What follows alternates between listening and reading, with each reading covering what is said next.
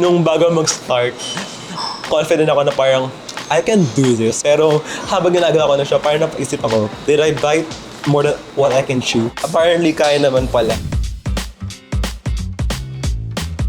In 3, 2, and 1, go! Ang nakuha ko ay Magnolia Chicken Timplados Oriental Wings. It is something na I'm very familiar with kasi lagi ko siyang binibili whenever I go to groceries. Pagkakita ko ng product, naisip ko agad is yung typical na chicken wings, na fried chicken wings. Naisip ko naman na inspiration yung upcoming travel ko sa Thailand, which is yung Thai curry. So, ginamit ko siya parang sauce or base ng recipe ko for this one. You still have 48 minutes left on the clock.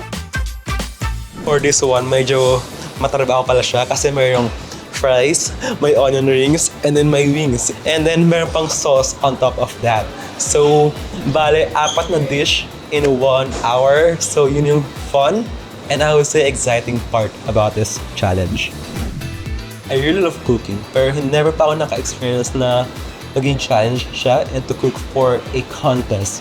So, for this one, talagang na-testing po activity ko and I'm proud of what I made.